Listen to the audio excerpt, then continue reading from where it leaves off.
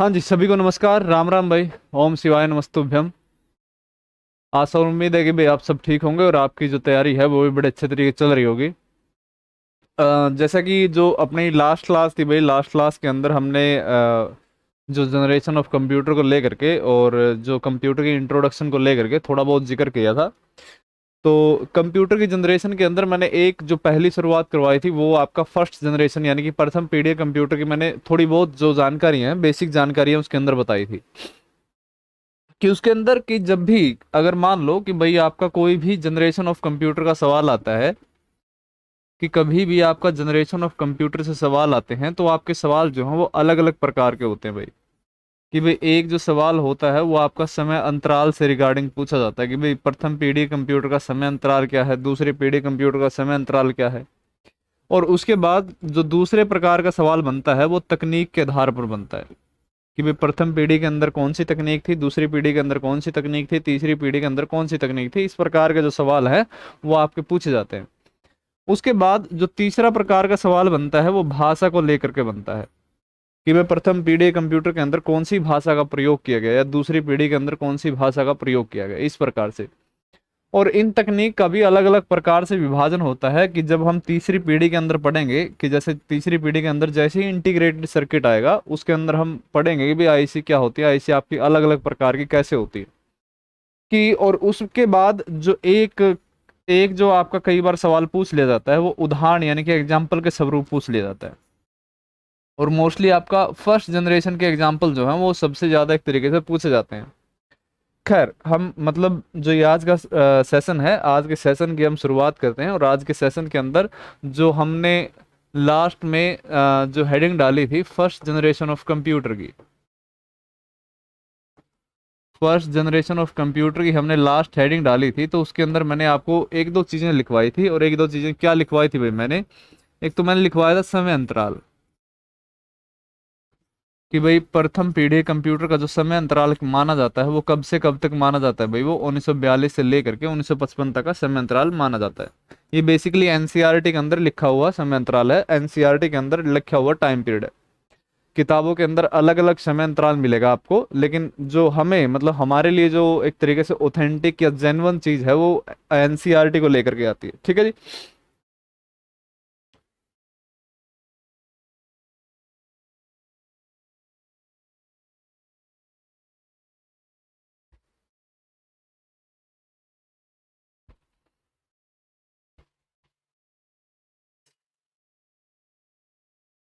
हाँ जी। तो उसके बाद तकनीक की जो हमने बात की थी कि भाई जो इसके अंदर तकनीक प्रयोग की गई थी वो बेसिकली उस तकनीक को एक नाम दिया गया था, उसे निर्वात ट्यूब या फिर वैक्यूम ट्यूब या फिर एक और नाम इसको कहा जाता है और इसको हम कहते हैं थर्मो आयनिक ट्यूब। इसको थर्मो आयनिक ट्यूब भी एक तरीके से कहा जाता है। ठीक है जी। तो ये चीजें जो थी ये चीजें मतलब एक तरीके से बेसिक रूप से हमने क्या कर ली थी, कंप्लीट कर ली थी। ठीक है। और इसके आविष्कार के बारे में मैंने आपको बताया था कि जो इसका आविष्कार किया गया था वो 1904 के अंदर किया गया था, लेकिन वो एक तरीके से पैसिव मोड में थी यानी कि एक्टिव स्टेट में नहीं थी। जो एक्टिव स्टेट में लाई गई थी वो 1906 के अंदर लाई गई थी। ठीक है जी, यहाँ तक हमने एक तरीके से कंप्लीट कर लिया था। अब उसके बाद जो अगली चीज आती है, अगली चीज आती है वो भाषा।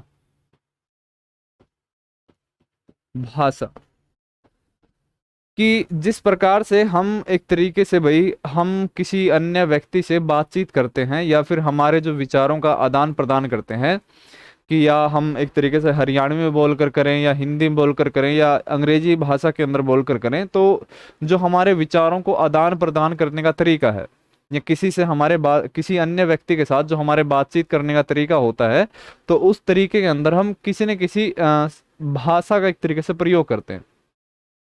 अगर किसी को कोई बात बतानी है तो हमने हिंदी भाषा का प्रयोग करके वो बात बता दी।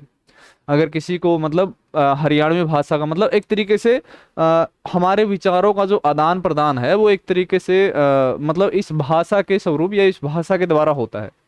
तो उसी प्रकार से जब भी हम कंप्यूटर से बातचीत करेंगे, कंप्यूटर से बातचीत करने मतलब जब भी हम कंप्यूटर से कनेक्टिविटी बनाते हैं, तो कंप्यूटर भी ऐसा नहीं है, कंप्यूटर के साथ बातचीत करने के लिए भी एक भाषा की जरूरत पड़ती है।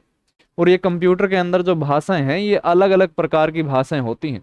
जैसे मशीनी भाषा है, असेंबली भाषा है, मतलब हाई लेवल लैंग्वेज है जिनको हम सी या सी प्लस प्लस कहते हैं। लेकिन खैर हम यहाँ पर जिक्र कर रहे हैं कि भाई जब भी कंप्यूटर से हम कनेक्टिविटी बनाते हैं या कंप्यूटर से बातचीत करते हैं तो बेसिकली हमें भाषा की जरूरत पड़ती है। और जो आपके प्रथम पीढ़ी के कंप्यूटर थे, प्रथम पीढ़ी के कंप्यूटर थे, वो प्रथम पीढ़ी कंप्यूटर जिस जिस भाषा के ऊपर वो निर्भर करते थे, बेसिकली उस भाषा का नाम था मशीनी भाषा। मशीनी भाषा, या फिर जिसको हम इंग्लिश में कहते हैं मशीन लैंग्वेज। मशीन लैंग्वेज इसको कहा जाता है।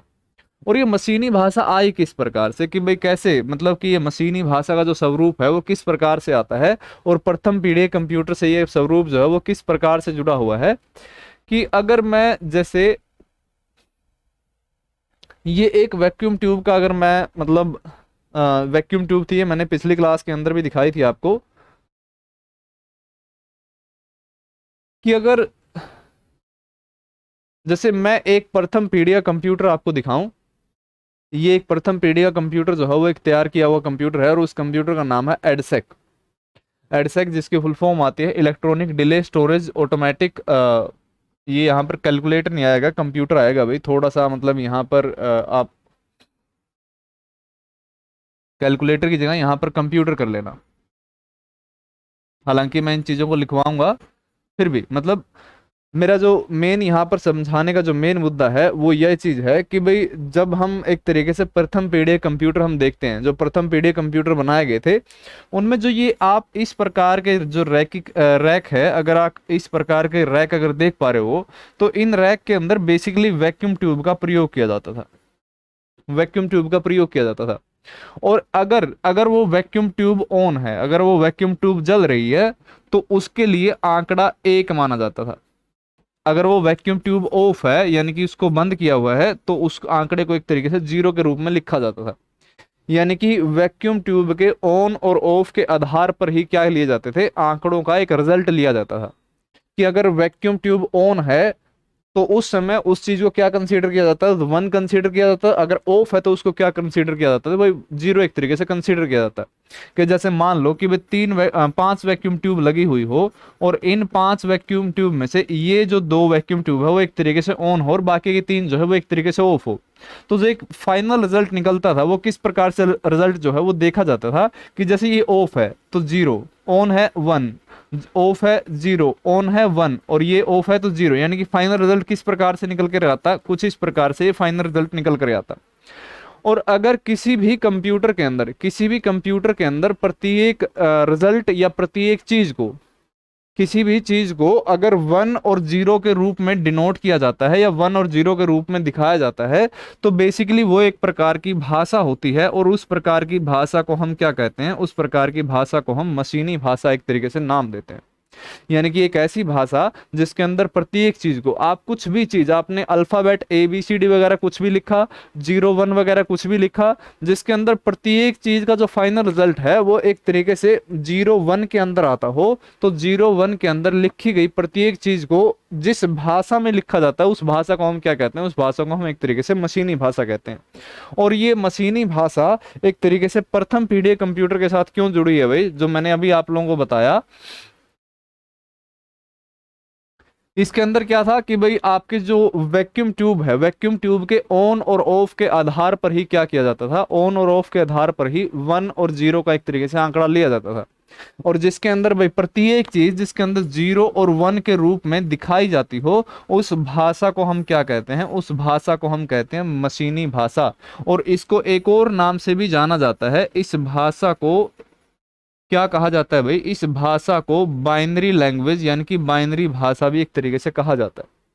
ठीक है ना। कि अगर बाई चांस आपसे सवाल पूछा जाए कि भाई प्रथम पीढ़ी के जो कंप्यूटर थे वो कौन सी भाषा के ऊपर आधारित थे, और वो भाषा कौन सी कहलाती है, वो आपकी मशीनी भाषा कहलाती है। खैर ये तो था आपका प्रथम पीढ़ी के कंप्यूटर को लेकर के मामला। लेकिन आज भी वर्तमान समय में कंप्यूटर को सिर्फ और सिर्फ एक ही भाषा समझ में आती है। कंप्यूटर सिर्फ और सिर्फ एक भाषा समझता है, और वो भाषा कौन सी होती है, वो भाषा होती है मशीनी भाषा। यानी कि आप आज भी कीबोर्ड से या कहीं भी किसी भी रूप में अगर आप कंप्यूटर के अंदर इनपुट देते हो, आप जैसे आपने कीबोर्ड से आपने ABCD वगैरह टाइप किया, या आपने 0 1 2 आपने कुछ भी एक प्रकार से इस तरीके से टाइप किया, या फिर अगर ABCD अगर वो स्मॉल लेटर के अंदर हो, तो ये कभी भी कंप्यूटर को सीधे रूप से समझ में नहीं आती। इनको क्या किया जाता है, इनको एक तरीके से मशीनी भाषा के अंदर कन्वर्ट किया जाता है। और मशीनी भाषा कौन सी होती है?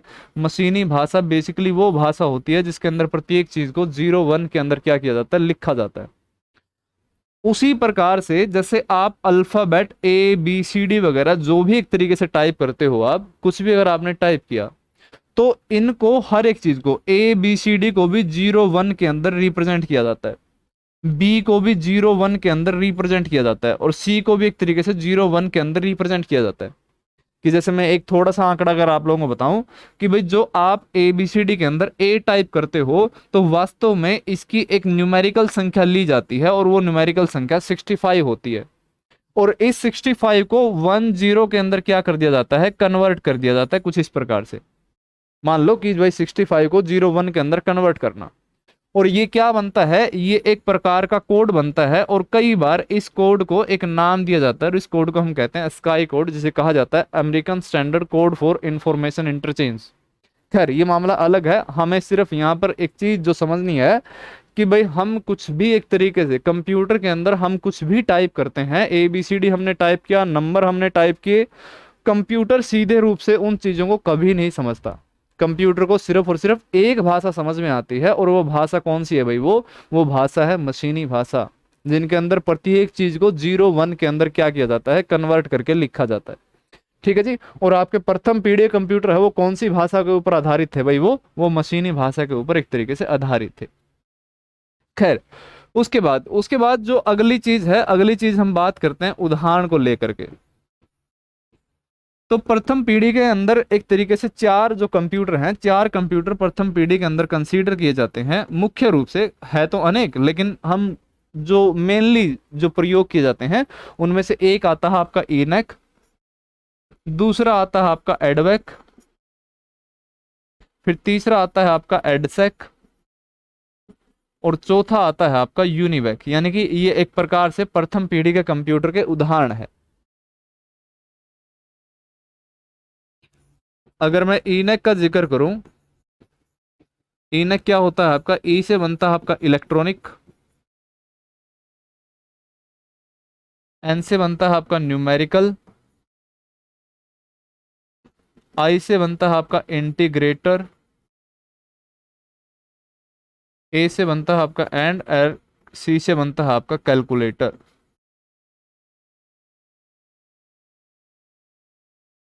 और फिर आता है आपका एडवेक। एडवेक में जो ई का अर्थ होता है, ये ई का अर्थ होता है इलेक्ट्रॉनिक, डी का अर्थ है डिस्क्रीट, वी का अर्थ होता है वेरिएबल, ए से बनता है आपका ऑटोमेटिक, और सी से बनता है आपका कंप्यूटर। और फिर आता है आपका एडसेक, जिसका ई का अर्थ होता है आपका इलेक्ट्रॉनिक, डी का अर्थ होता है डिले, एस से बनता है आपका स्टोरेज, और ए से बनता है आपका ऑटोमेटिक, और सी से बनता है कंप्यूटर। ठीक है। कि आपको जैसे मैंने बिल्कुल शुरुआत के अंदर आप लोगों को पहली क्लास के अंदर जो बताया था कि भाई स्टूडेंट को एक जो सबसे मुश्किल सब्जेक्ट लगता है वो एक तरीके से कंप्यूटर सब्जेक्ट लगता है। और उसके अंदर जो दिक्कत आने का या फिर समझ में न आने का सबसे बड़ा मेन रीजन क्या होता है कि कंप्यूटर एक तो सब्जेक्ट के रूप में ना पढ़ा जाना, भाई 10वीं या 12वीं के अंदर वो सब्जेक्ट के रूप में ना पढ़ा गया हो। और दूसरी बात ये है कि भाई जब कंप्यूटर को एक अच्छे टेक्निकल वे से एक लॉजिकल तरीके से ना बताया जाए, ना उसको समझाया जाए, तो तब भी उसको पढ़ने में समझ मतलब दिक्कत आती है, परेशानी आती है।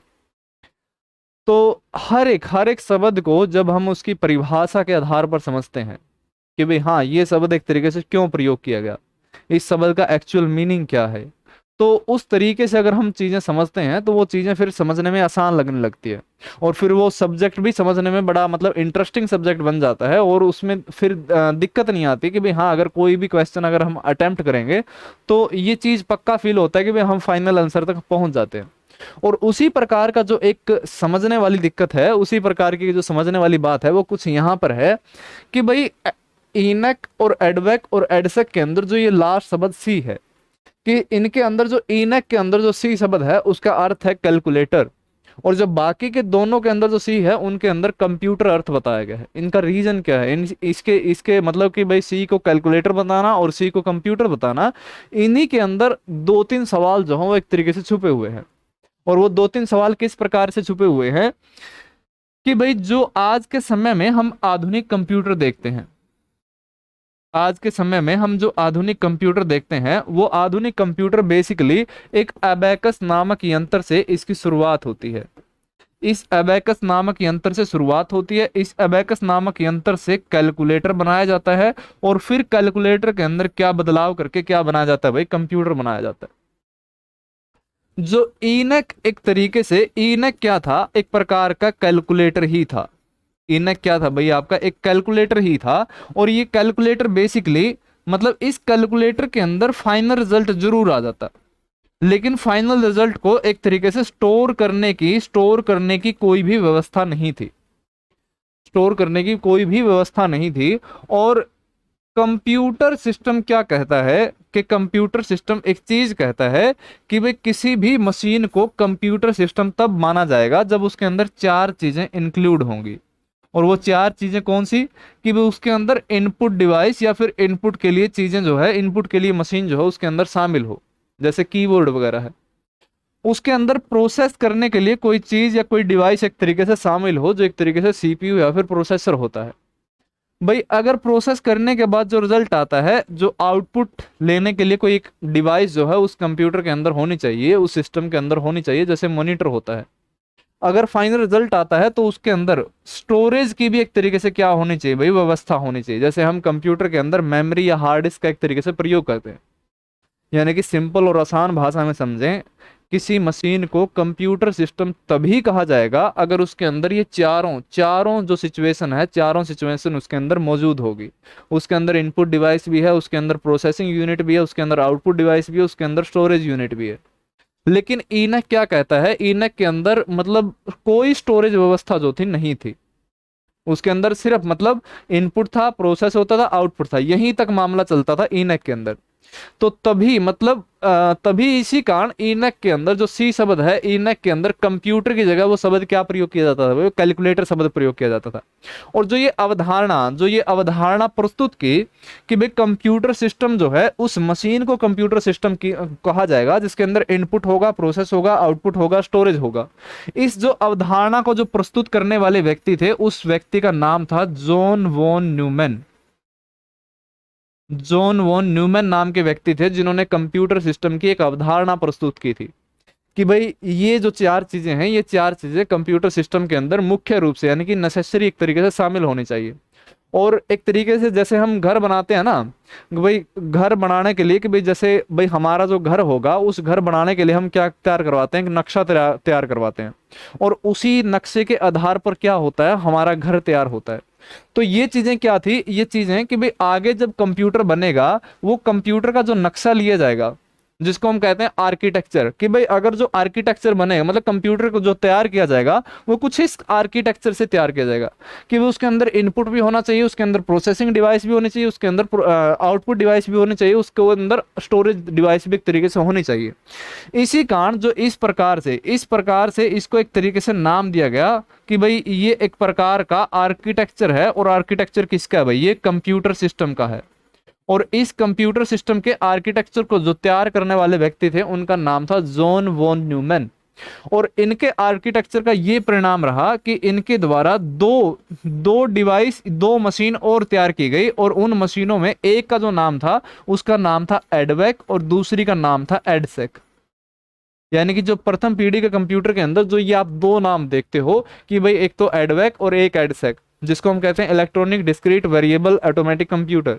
ये दोनों किसके द्वारा तैयार किए गए थे? ये दोनों तैयार किए गए थे जॉन वॉन न्यूमैन के द्वारा। और इस जॉन वॉन न्यूमैन के द्वारा ये जो कंप्यूटर एक तरीके से तैयार किए गए थे, इन कंप्यूटर के अंदर खास बात क्या थी? इन कंप्यूटर के अंदर एक तरीके से स्टोरेज की व्यवस्था की गई थी। इनके अंदर क्या की गई थी? स्टोरेज की व्यवस्था की गई थी कि इनके अंदर इनपुट आउटपुट प्रोसेस तो होता था, लेकिन स्टोर नहीं होता था इनक की तरह।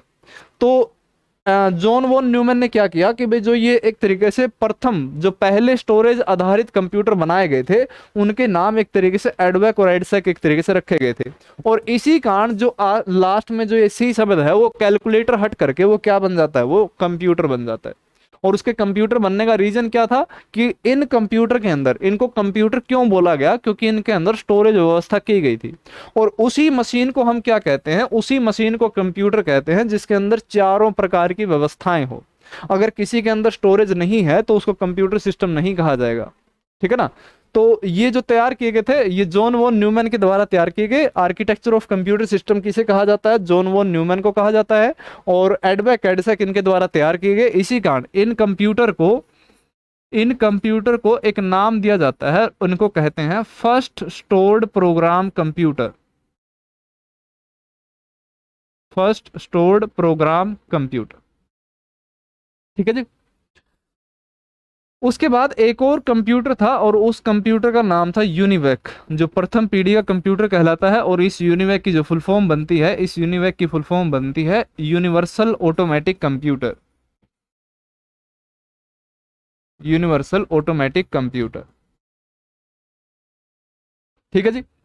और कई बार क्या होता है, हर एक जनरेशन से, हर एक पीढ़ी से अलग अलग प्रकार के जो सवाल हैं वो आपके कई बार पूछ लिए जाते हैं।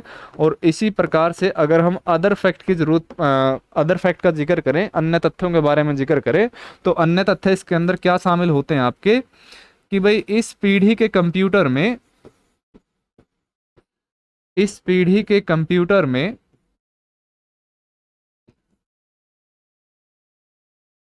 स्टोरेज के लिए मैग्नेटिक ड्रम का प्रयोग होता था। मैग्नेटिक ड्रम का प्रयोग होता था। मैग्नेटिक ड्रम क्या होता है? मैं आगे मेमोरी के अंदर एक प्रकार की आपको मेमोरी बताऊंगा, और वो मेमोरी होगी आपकी मैग्नेटिक मेमोरी। और इस मैग्नेटिक मेमोरी के अलग अलग प्रकार होते हैं। जैसे एक प्रकार है मैग्नेटिक ड्रम, एक प्रकार है मैग्नेटिक टेप, एक प्रकार है मैग्नेटिक डिस्क। मैं इसका आगे जिक्र करूंगा, अभी सिर्फ आप इतना ही समझिए कि भाई प्रथम पीढ़ी कंप्यूटर के अंदर जो स्टोरेज व्यवस्था थी, वो स्टोरेज व्यवस्था मतलब किसके रूप में की गई थी? तो उसके अंदर आंसर क्या आएगा आपका? मैग्नेटिक ड्रम आएगा। और इनपुट के रूप में, कि भाई इनपुट के रूप में किस चीज का प्रयोग किया जाता था? वो पंच कार्ड का एक तरीके से प्रयोग किया जाता था। और भाषा मैंने आपको बताई दी, प्रथम पीढ़ी के जो कंप्यूटर जिस भाषा के ऊपर आधारित है वो कौन सी भाषा थी भाई? वो एक तरीके से मशीनी भाषा थी, ठीक है जी। तो ये मामला आता है आपका प्रथम पीढ़ी के कंप्यूटर को लेकर के। उसके बाद नेक्स्ट हेडिंग डालिए आप, सेकंड जनरेशन ऑफ कंप्यूटर।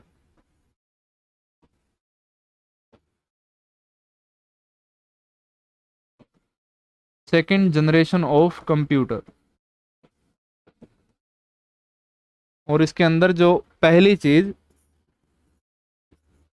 जो हम समय अंतराल के बारे में जिक्र करें, टाइम पीरियड के बारे में जिक्र करें,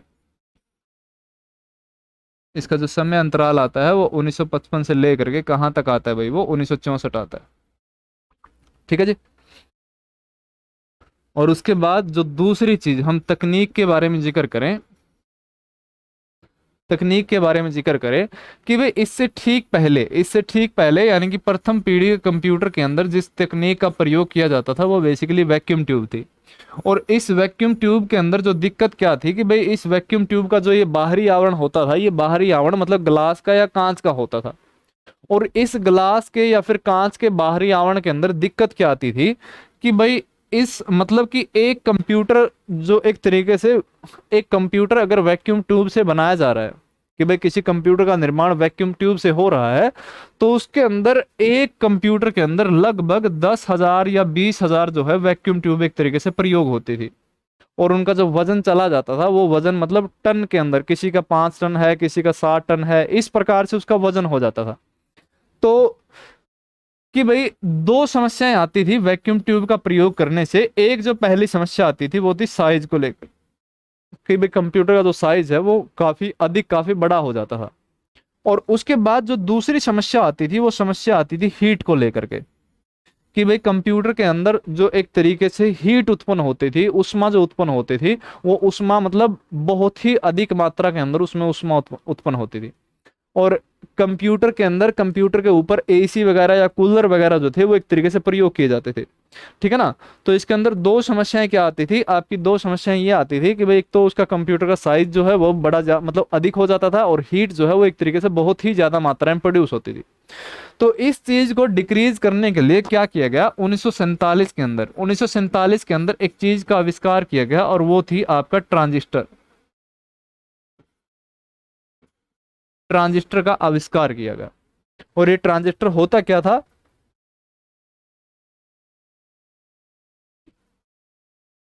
कुछ इस प्रकार का, जो एक तरीके से मतलब एक छोटा सा मतलब डिवाइस कहें या छोटी सी मतलब यूनिट कहें, ये इस प्रकार की एक ट्रांजिस्टर होती थी। और इस ट्रांजिस्टर के अंदर एक पिन प्लस का काम करती थी, एक पिन क्या करती थी, माइनस का काम करती थी। और जो ये ऊपर वाला हिस्सा है, इस ऊपर वाले हिस्से को ब्लैक रखा जाता था। और ब्लैक रखने का रीजन क्या था, क्योंकि ब्लैक कलर क्या करता है भाई, हीट एब्जॉर्ब करता है। जो हीट एब्जॉर्ब कर लेता था वो इस ब्लैक कलर के अंदर होता था, और उसके कारण जो कंप्यूटर के अंदर मतलब हीट जो है वो एक तरीके से कम मात्रा में प्रोड्यूस होती थी। और उसके साथ साथ कि भाई एक जो वैक्यूम ट्यूब का आकार जो बड़ा होता था, उस वैक्यूम ट्यूब की जगह एक छोटे से मतलब ट्रांजिस्टर ने मतलब उसकी जगह ले ली। तो उसके बाद क्या किया गया कि भाई जैसे जैसे प्रथम पीढ़ी के कंप्यूटर के अंदर जो वैक्यूम ट्यूब का प्रयोग होता था, तो अब इसके अंदर क्या आ गया भाई, तकनीक किसका प्रयोग होने लगा, कि भाई दूसरी पीढ़ी के जो कंप्यूटर हैं, दूसरी पीढ़ी के जो कंप्यूटर हैं वो आपकी कौन सी तकनीक के ऊपर आधारित थे भाई, वो आपके ट्रांजिस्टर के ऊपर आधारित थे। ये तो है पहला मामला। उसके बाद जब हम दूसरी चीज का जिक्र करें, जो दूसरी चीज हमारी आती है भाषा, दूसरी चीज आती है हमारी भाषा, कि कंप्यूटर के अंदर अगर कुल रूप से, यानी कि कंप्यूटर के अंदर अगर टोटल भाषा का एक स्वरूप देखें, कि कंप्यूटर के अंदर कितनी भाषाएं आती हैं, कौन कौन सी भाषाएं आती हैं, और उनको किस प्रकार से डिवाइड किया है, उनका एक अगर स्वरूप देखें, तो कंप्यूटर के अंदर जितनी भी भाषाएं हैं, जितनी भी लैंग्वेज है, उनको दो हिस्सों में डिवाइड किया जाता है। और दो हिस्से कौन से, एक प्रकार की भाषा को एक नाम दिया जाता है और उस भाषा को हम कहते हैं लो लेवल लैंग्वेज। और दूसरे प्रकार की एक भाषा होती है और उस भाषा को एक नाम दिया जाता है और उसे हम कहते हैं हाई लेवल लैंग्वेज। और ये लो लेवल लैंग्वेज क्या होती है, ये लो लेवल लैंग्वेज दो प्रकार की भाषाएं होती हैं, जिनमें से एक प्रकार की जो भाषा होती है उसे कहते हैं हम मशीनी भाषा, और जो दूसरे प्रकार की भाषा होती है उसे कहा जाता है असेंबली भाषा, यानी कि ये लो लेवल लैंग्वेज होती है। और उसके बाद जो हाई लेवल लैंग्वेज होती है, कि जैसे आपका सी है, सी प्लस प्लस है, फोर्ट्रन है, जो इस प्रकार की जो भाषाएं हैं, जैसे जावा है, ये सारी भाषाएं जो है ये आपकी कौन सी श्रेणी के अंदर आती है भाई, ये उच्च स्तरीय श्रेणी या फिर हाई लेवल लैंग्वेज के अंदर ये आती है। यानी कि जो पहले स्तर की देखें, कि निम्न स्तरीय लैंग्वेज जो है वो दो प्रकार की होती हैं, जिनमें से एक भाषा जिसे क्या कहते हैं, मशीनी भाषा कहते हैं। और मशीनी भाषा जिसका मैंने पहले जिक्र किया था, कि भाई जिसके अंदर प्रत्येक चीज को 0 और 1 के अंदर दर्शाया जाता है। और कंप्यूटर को सिर्फ और सिर्फ एक ही भाषा समझ में आती है, और वो भाषा कौन सी है भाई, वो मशीनी भाषा है। अब ये दूसरी प्रकार की भाषा क्या है, जिसे हम असेंबली भाषा कह रहे हैं। असेंबली भाषा क्या होती है, कि असेंबली भाषा क्या होती है, कि असेंबली भाषा के अंदर अगर कुछ भी कार्य हो, कोई भी कार्य हो, प्रत्येक कार्य के लिए, प्रत्येक कार्य को दिखाने के लिए किसी न किसी कोड का प्रयोग किया जाता है, किसी न किसी कोड का प्रयोग किया जाता है। और इन कोड को एक नाम दिया जाता है, और इन कोड को हम कहते हैं न्यूमोनिक कोड। इन कोड को एक नाम दिया जाता है और इन कोड को कहा जाता है न्यूमोनिक कोड। और ये होता किस प्रकार से, कैसे हम निमोनिक कोड कहते हैं, कैसे ये कोडिंग के अंदर लिखी जाती है, अगर मैं इसका एक थोड़ा सा स्वरूप अगर आप लोगों को दिखाऊं, कि जैसे मान लो कि भाई आपको ये 2+2 का कोई कार्य है और ये 2+2 जो है वो आपको असेंबली भाषा के अंदर लिखना हो। कंप्यूटर के अंदर कार्य जो है वो कार्य अलग अलग प्रकार के हो सकते हैं, और कंप्यूटर के अंदर दो प्रकार के जो मुख्य कार्य हैं, मेनली दो प्रकार के कार्य लिए जाते हैं, जिनमें से एक प्रकार के कार्य को, एक प्रकार के टास्क को नाम दिया जाता है और उसको हम कहते हैं अरिथमेटिक ऑपरेशन, और दूसरे प्रकार के टास्क को एक नाम दिया जाता है और उसको कहा जाता है लॉजिकल ऑपरेशन। अरिथमेटिक ऑपरेशन के अंदर क्या होता है, आपके चार चीजें शामिल होती हैं, और वो चार चीजें कौन सी, प्लस माइनस गुणा और भाग। और जो लॉजिकल ऑपरेशन होते हैं कि जहां पर भी किन्हीं दो संख्याओं या किन्हीं दो अंकों की तुलना का मामला हो, कि कौन सा अंक छोटा है, कौन सी संख्या बड़ी है, कुछ इस प्रकार का अगर मामला जो होता है, तो इन प्रकार के ऑपरेशन को हम क्या कहते हैं, लॉजिकल ऑपरेशन कहते हैं। कि जैसे आप कुछ इस प्रकार के, ये इस प्रकार के सिंबल जो प्रयोग करते हो, ये आपके कौन से ऑपरेशन के अंदर आते हैं, ये आपके लॉजिकल ऑपरेशन के अंदर आते हैं। ये लगभग आपके 16 ऑपरेशन होते हैं, और जो अर्थमेटिक ऑपरेशन होते हैं वो आपके 4 होते हैं। 4 कौन से, प्लस माइनस गुणा और भाग। अब जैसे यहाँ पर जो एक कार्य है 2+2, यानी कि यहाँ पर जो कार्य है, ये कार्य किस चीज का है भाई, एडिशन का कार्य है, जोड़ने का कार्य है। अगर इस चीज को असेंबली भाषा के अंदर दर्शाना हो, और मैंने जैसे पहले भी जिक्र किया कि भाई प्रत्येक कोड को, प्रत्येक कार्य के लिए क्या प्रयोग होता है, कोड प्रयोग होता है, और इस कोड को हम क्या कहते हैं, इस कोड को हम कहते हैं मैनिमोनिक कोड या फिर न्यूमोनिक कोड इसको कहा जाता है।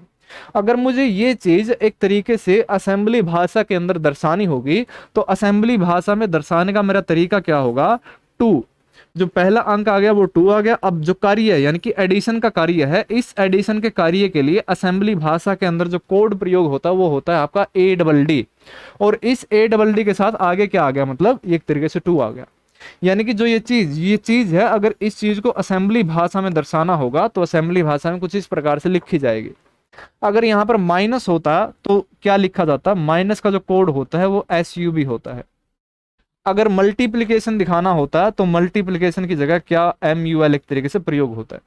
यानी कि एक ऐसी भाषा जिसको न्यूमेरिक कोड के अंदर दर्शाया जाता है, उसको, उस भाषा को क्या बोलते हैं, उस भाषा को एक नाम दिया जाता है, उसे कहते हैं असेंबली भाषा। और जो दूसरी पीढ़ी के आपके कंप्यूटर थे, वो दूसरी पीढ़ी के कंप्यूटर आपकी कौन सी भाषा के ऊपर आधारित थे भाई, वो आपकी असेंबली भाषा के ऊपर आधारित थे। और जब तकनीक का पूछा जाए तो तकनीक आपकी कौन सी तकनीक प्रयोग की गई थी, वो ट्रांजिस्टर तकनीक जो थी वो एक तरीके से प्रयोग की गई थी। उसके बाद एक और दिक्कत आती है, और एक और दिक्कत क्या, कि भाई अगर ये चीज एक तरीके से असेंबली भाषा के अंदर लिख दी गई, असेंबली भाषा के अंदर लिख दी गई, और एक मैं ये चीज कह रहा हूं कि भाई कंप्यूटर को तो सिर्फ और सिर्फ एक ही भाषा समझ में आती है, और वो भाषा है आपकी मशीनी भाषा। और मशीनी भाषा कौन सी, जिसके अंदर प्रत्येक चीज को 0-1 के अंदर क्या किया जाता है, कन्वर्ट किया जाता है, या 0-1 के अंदर लिखा जाता है। अब अगर ये चीज जो है, ये चीज 0-1 के रूप में तो लिखी नहीं हुई भाई, ये तो क्या है, एक प्रकार से असेंबली भाषा के अंदर लिखी गई है। तो उस मामले में जब कोई एक ऐसी चीज हो, कोई भी चीज जो असेंबली भाषा में लिखी गई है, और उस चीज को मशीनी भाषा के अंदर दर्शाना हो, यानी कि उसको 0-1 के अंदर कन्वर्ट करना हो, तो क्या होता है, असेंबली भाषा को मशीनी भाषा में कन्वर्ट करते समय एक ट्रांसलेटर की आवश्यकता पड़ती है। ट्रांसलेटर मतलब अनुवादक, जो किसी एक भाषा में लिखी हुई चीज को दूसरी भाषा में कन्वर्ट करने का काम करता है। यानी कि जब भी असेंबली भाषा में लिखी हुई चीज को मशीनी भाषा के अंदर कन्वर्ट करना होता है, तो उसके लिए हमें एक ट्रांसलेटर की आवश्यकता पड़ती है। और ये ट्रांसलेटर क्या होता है, ये ट्रांसलेटर का जो नाम है, इस ट्रांसलेटर को एक नाम दिया जाता है, और इस ट्रांसलेटर को कहा जाता है असेंबलर। क्या नाम देंगे इसका, असेंबलर एक तरीके से नाम देंगे। मतलब अब जो पूर्ण परिभाषा है, यानी कि पूर्ण जो इसकी परिभाषा जो है वो क्या बनती है, कि असेंबलर क्या है, कि असेंबलर एक प्रकार का ट्रांसलेटर है, और ये ट्रांसलेटर क्या करता है, ट्रांसलेटर मतलब एक भाषा को दूसरी भाषा में बदलने का काम करता है। और कौन सी भाषा को बदलेगा, कि असेंबलर एक ट्रांसलेटर जो असेंबली भाषा में लिखी हुई चीज को मशीनी भाषा के अंदर कन्वर्ट करने का काम करता है, तो उस ट्रांसलेटर को क्या कहा जाता है भाई, उसको असेंबलर एक तरीके से कहा जाता है। मेरे ख्याल से यहां तक का जो मामला है, वो मामला आपको बड़े अच्छे तरीके से समझ में आया होगा।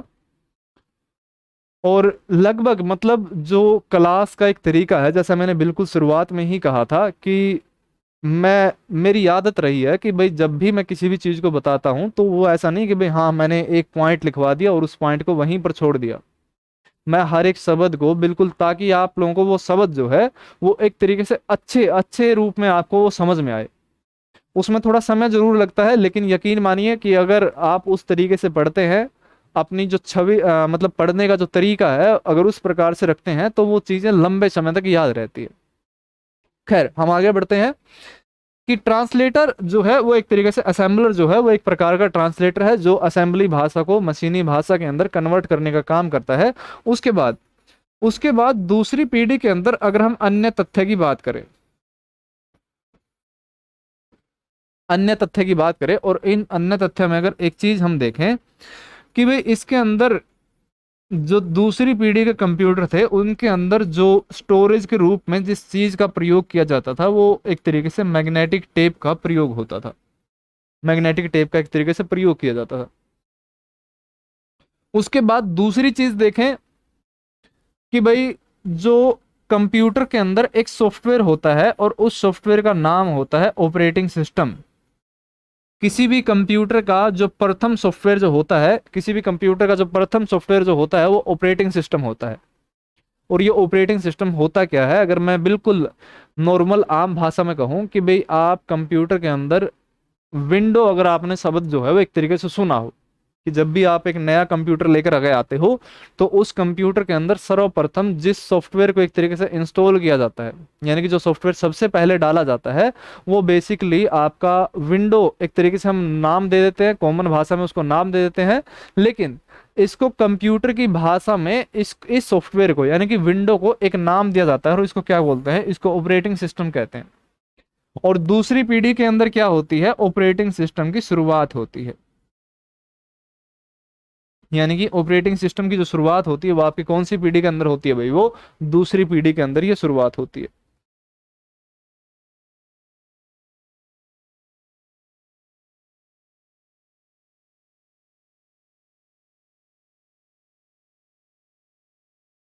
36 मिनट, चलो कोई बात नहीं, 1 घंटे तक हम क्लास खींच देंगे भाई।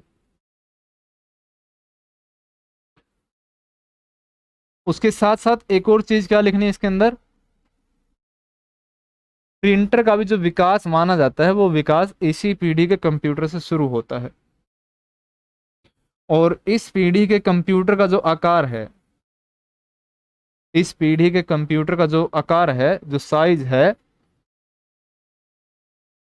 साइज पहले से क्या हो जाता है भाई, कम हो जाता है। ठीक है जी। तो ये चीजें आपको ध्यान में रखनी है दूसरी पीढ़ी के कंप्यूटर को लेकर के। अब उसके बाद जो एक और इंटरेस्टिंग मामला आता है, और वो इंटरेस्टिंग मामला सबसे मतलब जो तीसरी generation, third generation of computer की बात करें, अब आगे जितने भी थर्ड है, फोर्थ है, फिफ्थ है, वो एक ही चीज पर निर्भर करती है। बड़ा ही इंटरेस्टिंग मामला है ये। तीसरी पीढ़ी, चौथी पीढ़ी और पांचवी पीढ़ी जो मतलब बिल्कुल बिल्कुल बड़ी अच्छे तरीके से भाई इन चीजों को पढ़ा जाता है।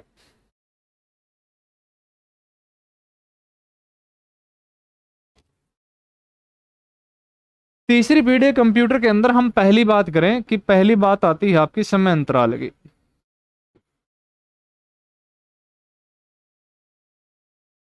और इसका जो समय अंतराल आता है वो इसका कब से कब तक आता है भाई, 1964 से 1975। 1975। ठीक है।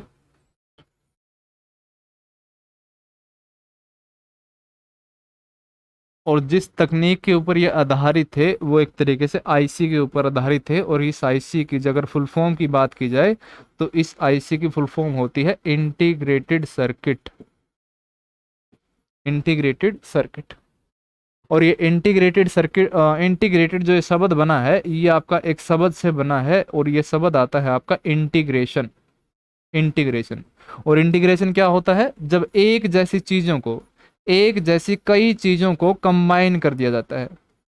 एक जैसी कई चीजों को अगर कंबाइन कर दिया जाए, जोड़ दिया जाए, तो उसे हम कहते हैं इंटीग्रेशन। और यहाँ पर इंटीग्रेशन के बाद जो शब्द जोड़ा गया है मतलब सर्किट, कि भाई कोई एक समान जैसे सर्किट जो है उनको आपस में क्या किया गया है, जोड़ा गया है। दूसरी पीढ़ी के अंदर जो तकनीक थी वो तकनीक क्या थी भाई, आपकी ट्रांजिस्टर थी।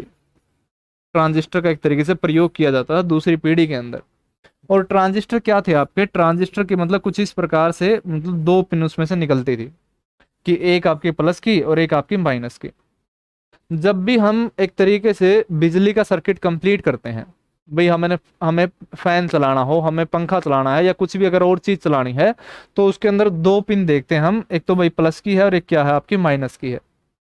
तो एक तरीके से जितनी ये तकनीक थी, वैक्यूम ट्यूब थी या इंटीग्रेटेड सर्किट थी या ट्रांजिस्टर थी, इन तकनीक का जो मुख्य प्रयोग था वो ये प्रयोग था भाई कंप्यूटर के अंदर सर्किट जो है वो किस प्रकार से कंप्लीट किए जाए, यानी कि बिजली के कनेक्शन जो है वो किस प्रकार से कंप्यूटर के अंदर दिए जाए, मेन मामला ये था। और उन सर्किट को एक नाम दिया जाता है, उनको कहते हैं इलेक्ट्रॉनिक सर्किट। अगर कोई एक सर्किट कंप्यूटर के अंदर, कंप्यूटर की भी छोड़िए, अगर कोई भी एक सर्किट हमें कंप्लीट करना होता है, तो एक सर्किट कंप्लीट करने के लिए हमें दो तारों की, यानी कि प्लस और माइनस की क्या पड़ती है, जरूरत पड़ती है। और अगर एक ट्रांजिस्टर की बात करें कि एक ट्रांजिस्टर के अंदर एक ही तो प्लस होता है और एक ही क्या होता है आपका माइनस होता है, यानी कि अगर एक ट्रांजिस्टर के द्वारा सिर्फ और सिर्फ कितने ही सर्किट के निर्माण किए जा सकते हैं भाई, एक ही सर्किट का निर्माण किया जा सकता है। अगर मान लो कि भाई कंप्यूटर के 10 पार्ट या कंप्यूटर के अंदर 10 सर्किट हमें बनाने हो, तो कितने ट्रांजिस्टर की आवश्यकता पड़ती है, 10 ट्रांजिस्टर की आवश्यकता पड़ती है। फिर क्या किया गया 1958 के अंदर, 1958 के अंदर एक व्यक्ति थे और उन व्यक्ति का नाम था जैक किल्बी। जैक किल्बी नाम के व्यक्ति थे और इस व्यक्ति ने एक तकनीक का आविष्कार किया, और यह तकनीक किस प्रकार की थी कि उसने कई ट्रांजिस्टर को उसने क्या किया, कई ट्रांजिस्टर को उसने आपस में कंबाइन कर दिया, कई ट्रांजिस्टर को उसने आपस में कंबाइन कर दिया, और कंबाइन करके उसने एक चिप का निर्माण किया, और इसी चिप को एक नाम दिया, और इसी चिप को कहा गया आईसी, यानी कि इंटीग्रेटेड सर्किट। जैसे मान लो कि इसके अंदर 10 ट्रांजिस्टर है वो आपस में कनेक्ट कर दिए हो, कि भाई एक चिप के अंदर 10 ट्रांजिस्टर जोड़ दिए। अब अगर कंप्यूटर के अंदर 10 सर्किट देने होंगे तो 10 ट्रांजिस्टर लगाने की जरूरत नहीं है, सिर्फ और सिर्फ एक आईसी लगाओ, एक आईसी से क्या चल जाएगा, आपका काम चल जाएगा। और इस तकनीक को क्या नाम दिया गया, इस तकनीक को नाम दिया गया इंटीग्रेटेड सर्किट, यानी कि इस चिप को क्या कहा गया, इंटीग्रेटेड सर्किट इसको नाम दिया गया। और इसका जो आविष्कार किया गया वो कब किया गया, 1958 के अंदर जैक किल्बी नाम के व्यक्ति थे।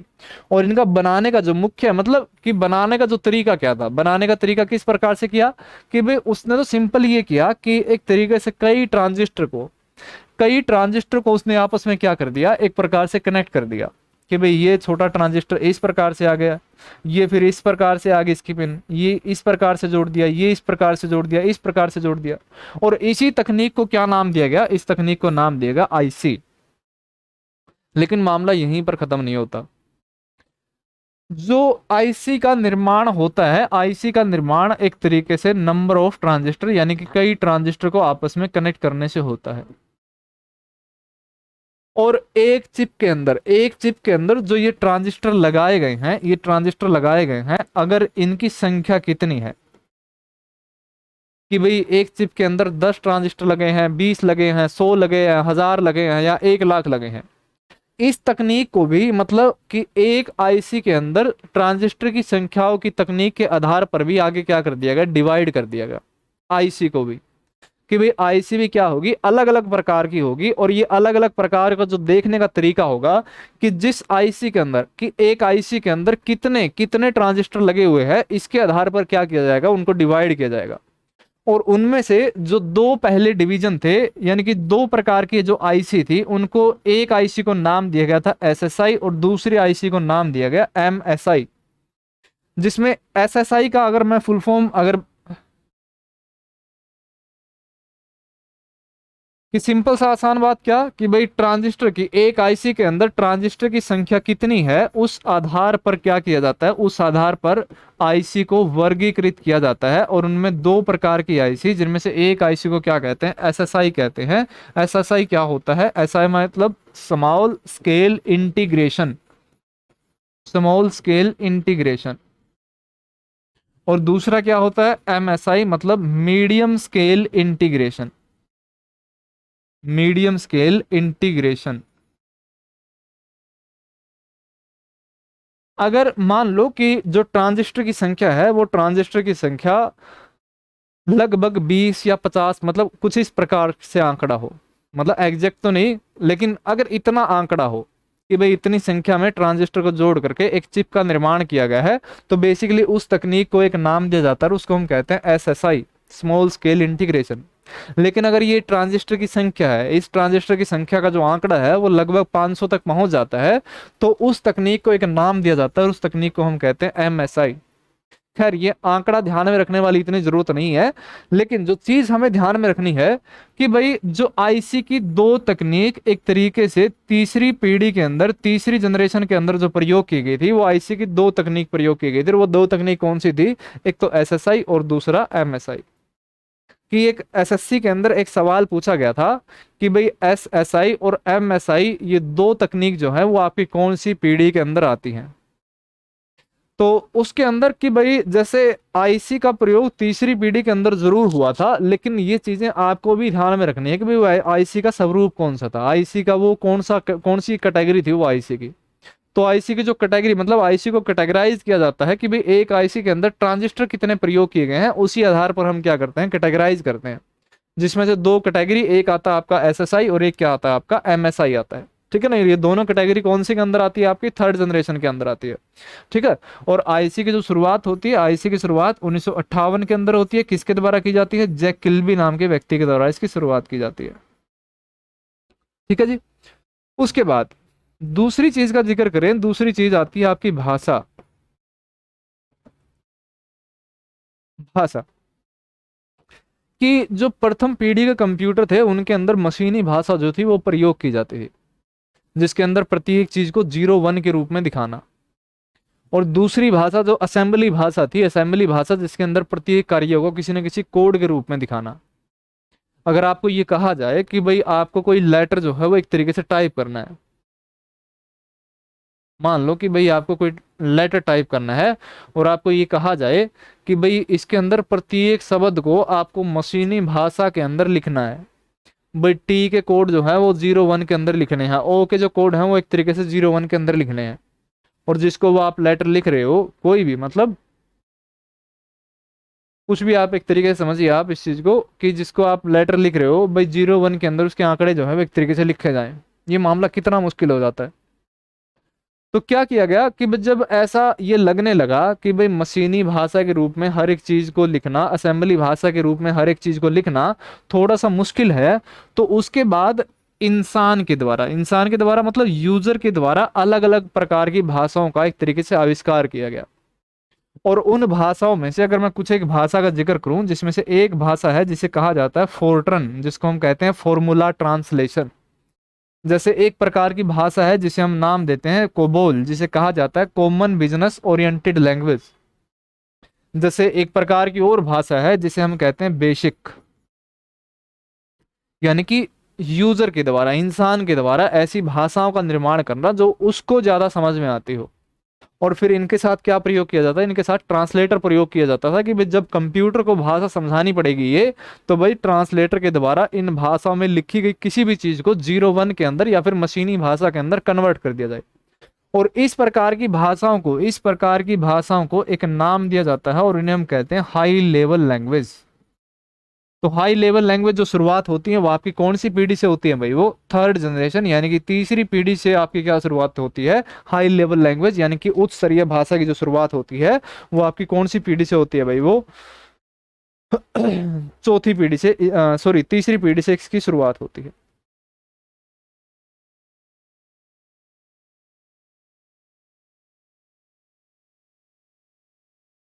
ठीक है जी। 40 45 मिनट की क्लास हुई है, लेकिन कोई बात नहीं, मैं कोशिश करूंगा आज इसको क्या कर दूं भाई, फिनिश करवा दूं। High level language. अब उसके बाद भाषाएं भी दो प्रकार की भाषाएं मतलब एक तरीके से कंसीडर कर ली जाती हैं, जिनमें से एक जो शब्द आता है वो शब्द आता है पोर्टेबल। एक शब्द आता है पोर्टेबल और एक शब्द आता है डिपेंडेंट या फिर इनडिपेंडेंट। डिपेंडेंट या फिर इनडिपेंडेंट। ठीक है। पोर्टेबल क्या होता है? पोर्टेबल अगर कोई भी एक ऐसी चीज जो एक जगह से दूसरी जगह तक आसानी से लेकर जाई जा सके, उसको हम कहते हैं पोर्टेबल। और जो किसी के ऊपर निर्भर ना करे उसको हम क्या कहते हैं? इंडिपेंडेंट कहते हैं। कि जो आपकी मशीनी भाषा थी, मशीनी भाषा क्या होती है, प्रत्येक कंप्यूटर की अपनी एक यूनिक भाषा होती है, बेसिकली उसको हम कहते हैं मशीनी भाषा। और अगर हम ये चाहें कि भाई इस कंप्यूटर के अंदर जो ये मशीनी भाषा है, इसको यहाँ से कॉपी करके दूसरे कंप्यूटर के अंदर ट्रांसफर कर दें, वो एक तरीके से बिल्कुल भी नहीं होता। यानी कि एक चीज अगर मशीनी भाषा के साथ जोड़ी जाए, तो मशीनी भाषा क्या है, मशीनी भाषा एक प्रकार की भाषा है जो क्या है, आपकी पोर्टेबल नहीं होती, जिसको एक जगह एक कंप्यूटर से दूसरे कंप्यूटर में ट्रांसफर नहीं किया जा सकता। अगर वो एक कंप्यूटर से दूसरे कंप्यूटर तक नहीं ट्रांसफर की जा सकती, तो भाई कंप्यूटर जो क्या करता है, कंप्यूटर एक तरीके से डिपेंडेंट रहता है उसी मशीनी भाषा के ऊपर। यानी कि जो मशीनी भाषा है वो आपकी पोर्टेबल भाषा है, और पोर्टेबल के साथ वो कौन सी भाषा है भाई, वो डिपेंडेंट भाषा है। और उसके साथ साथ जो दूसरे प्रकार की भाषा है, जैसे हाई लेवल लैंग्वेज है, उन हाई लेवल लैंग्वेज को एक कंप्यूटर से दूसरे कंप्यूटर तक किया जा सकता है, भेजा जा सकता है। तो इस मामले में कंप्यूटर की जो ये हाई लेवल लैंग्वेज होती है, वो एक प्रकार से कौन सी है भाई, ये पोर्टेबल है। और उसके साथ साथ कि भाई कोई कंप्यूटर है, वो कंप्यूटर इसके ऊपर न निर्भर हो करके ये एक प्रकार से कौन सी भाषाएं भी बन जाती हैं, एक प्रकार से इंडिपेंडेंट भाषाएं भी एक प्रकार से बन जाती हैं। खैर, मतलब भाषा के साथ एक और चीज क्या ऐड होगी कि मशीनी भाषा पोर्टेबल नहीं है, और कंप्यूटर डिपेंडेंट भाषा जो है वो मशीनी भाषा है। और हाई लेवल लैंग्वेज जो है वो आपकी पोर्टेबल है, और वो क्या होते हैं, वो एक तरीके से इंडिपेंडेंट होते हैं। इंडिपेंडेंट मतलब कि एक कंप्यूटर से दूसरे कंप्यूटर के अंदर उनको क्या किया जा सकता है, भेजा जा सकता है। खैर, मतलब ये थोड़ा सा हम आगे बढ़ते हैं इसी चीज के अंदर। उसके बाद जब हम अन्य बिंदु का जिक्र करें,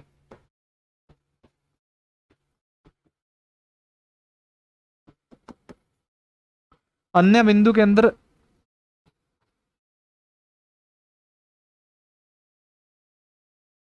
मॉनिटर कीबोर्ड की शुरुआत, और वो कौन सी पीढ़ी के अंदर होती है भाई, वो आपकी होती है तीसरी पीढ़ी के कंप्यूटर के अंदर। उसके बाद मल्टी प्रोग्रामिंग भाषा की शुरुआत, मल्टी प्रोग्रामिंग भाषा की शुरुआत, वो भी आपके कौन सी जनरेशन के अंदर होती है, वो भी आपकी तीसरी पीढ़ी के अंदर एक तरीके से शुरुआत होती है। उसके बाद स्टोरेज के रूप में जिस चीज का प्रयोग किया जाता था, वो एक तरीके से मैग्नेटिक डिस्क का एक तरीके से प्रयोग होता था भाई। मैग्नेटिक डिस्क का अगर मैं एक एग्जांपल बताऊं कि भाई जो ये हार्ड डिस्क जो है वो जो प्रयोग की जाती है, वो क्या होती है, आपकी मैग्नेटिक डिस्क का एक एग्जांपल है। जो कंप्यूटर के अंदर हम हार्ड डिस्क प्रयोग करते हैं ना, वो एक प्रकार की मैग्नेटिक डिस्क होती है, एक मैग्नेटिक डिस्क का वो एक एग्जांपल है। तो ये आपके आते हैं मतलब थर्ड जनरेशन ऑफ कंप्यूटर से लेकर के। उसके बाद जो हमारा नेक्स्ट जो मामला है वो आता है आपका फोर्थ जनरेशन ऑफ कंप्यूटर से लेकर के। और फोर्थ जनरेशन ऑफ कंप्यूटर का भी मतलब बड़ा ही इंपॉर्टेंट रोल है कि इसके अंदर अगर पहली चीज मैं जिक्र करूं, पहली चीज समय अंतराल, जो इसका समय अंतराल आता है, वो समय अंतराल कौन सा आता है भाई, वो समय अंतराल आता है 1975 से 1989। और इसके अंदर जो एक तरीके से तकनीक की बात की जाए, तकनीक बेसिकली इसके अंदर आईसी का ही एक प्रकार से मैंने मतलब आईसी का ही एक प्रकार से जिक्र किया गया था। लेकिन जो मैंने तीसरी पीढ़ी के अंदर कंप्यूटर के अंदर आप लोगों को बताया कि भाई आईसी जो है, आईसी किसके कॉम्बिनेशन से बनती है, आईसी ट्रांजिस्टर के कॉम्बिनेशन से बनती है। और ये जितनी संख्या में ट्रांजिस्टर जो है वो कनेक्ट किए गए हैं, उसी संख्या के आधार पर आईसी को अलग अलग तरीके से वर्गीकृत किया जाता है, डिवाइड किया जाता है। जिसमें से तीसरी पीढ़ी के अंदर हमने दो तकनीक देखी, दो आईसी देखी, जिसमें से एक आईसी थी एसएसआई और दूसरी आईसी थी एमएसआई, स्मॉल स्केल इंटीग्रेशन, एक आपका मीडियम स्केल इंटीग्रेशन। लेकिन ये आईसी आपकी दो प्रकार की और होती हैं, जिनमें से एक को कहा जाता है आपका एलएसआई और दूसरी को कहा जाता है वीएलएसआई।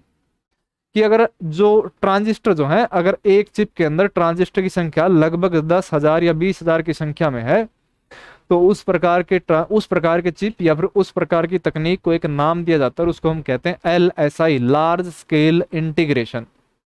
और उसके बाद मतलब मामला अगर 20,000 से ज्यादा चला जाता है, मतलब लगभग 20,000 से ज्यादा ट्रांजिस्टर अगर किसी एक चिप के अंदर इंक्लूड कर दिया जाए, एक चिप के अंदर शामिल कर दिया जाए, तो उस तकनीक को एक नाम दिया जाता है और उसको हम कहते हैं VLSI, यानी कि वेरी लार्ज स्केल इंटीग्रेशन। यानी कि ये SSI, MSI, LSI, VLSI ये क्या है, एक प्रकार की तकनीक है। और ये तकनीक कैसी तकनीक, जिसके अंदर जो मतलब ट्रांजिस्टर को एक चिप के अंदर जोड़ने की तकनीक। तो जो चौथे पीढ़ी यानी कि फोर्थ जनरेशन जो है, वो फोर्थ जनरेशन दो तकनीक पर आधारित है, जिसमें से एक तकनीक को क्या कहते हैं, LSI कहते हैं। और LSI को क्या कहा जाता है, LSI को कहा जाता है large scale integration, large scale integration. और दूसरी जो तकनीक है वो कौन सी, आपकी VLSI, जिसका जो अर्थ होता है, इसे कहा जाता है very large, very large scale integration, very large scale integration. अब उसके बाद अगर मैं एक तुलना करूं साइज की, कि भाई कंप्यूटर के अंदर जो साइज आते हैं, कि भाई जो प्रथम पीढ़ी के कंप्यूटर थे उनका जो साइज था वो एक कमरे के समान होता था। उसके बाद दूसरी पीढ़ी के कंप्यूटर जो थे वो उनका साइज जो था वो थोड़ा और कम हो गया। और तीसरी पीढ़ी के कंप्यूटर थे उनका साइज जो था वो थोड़ा सा और कम हो गया। और जो सबसे ज्यादा सबसे अधिक प्रभाव पड़ा वो चौथी पीढ़ी के कंप्यूटर के अंदर पड़ा। और वो प्रभाव किस प्रकार से रहा, कि भाई जो हम एक तरीके से कंप्यूटर के चार अलग अलग हिस्से देखते हैं, चार अलग अलग हिस्से कौन से, कि भाई एक हिस्सा जिसको हम इनपुट कहते हैं, इनपुट डिवाइस के अंदर इंक्लूड किया जाता है। दूसरा जो प्रोसेसिंग यूनिट होता है। तीसरा जो आउटपुट होता है। और जो चौथा स्टोरेज, एक तरीके से कंप्यूटर का वो हिस्सा जो स्टोर करने का काम करता है। इनका भी जो साइज था वो एक तरीके से क्या होने लगा, समय अनुसार जो था वो एक तरीके से कम होने लगा। और जो सबसे ज्यादा कम साइज हुआ वो फोर्थ जनरेशन के अंदर हुआ। और फोर्थ जनरेशन के अंदर जो सबसे ज्यादा प्रभाव पड़ा वो प्रभाव किस प्रकार से रहा, कि जो इसके अंदर इन कंप्यूटर के अंदर जो प्रोसेसिंग यूनिट का जो काम होता था, जिसको प्रोसेसर या CPU कहते थे, कि भाई इन दो तकनीक के आधार पर, इन दो तकनीक कौन सी, एक तो LSI और एक VLSI, जिनके द्वारा मतलब कि हजारों की संख्या के ट्रांजिस्टर जो है वो एक छोटी सी चिप के अंदर इंक्लूड किए जा सकते थे, कनेक्ट किए जा सकते थे। इनका ये प्रभाव रहा कि भाई एक जो CPU या जो एक प्रोसेसर था, वो एक प्रोसेसर अब एक छोटी सी चिप के अंदर बनने लग गया। यानी कि भाई LSI VLSI तकनीक का प्रयोग करके जो ये CPU होता था या कंप्यूटर का जो प्रोसेसर होता था, वो प्रोसेसर अब एक छोटी सी चिप के अंदर बनने लग गया। और जो छोटा शब्द होता है, उस छोटे शब्द को इंग्लिश में एक नाम दिया जाता है, उसको कहते हैं माइक्रो।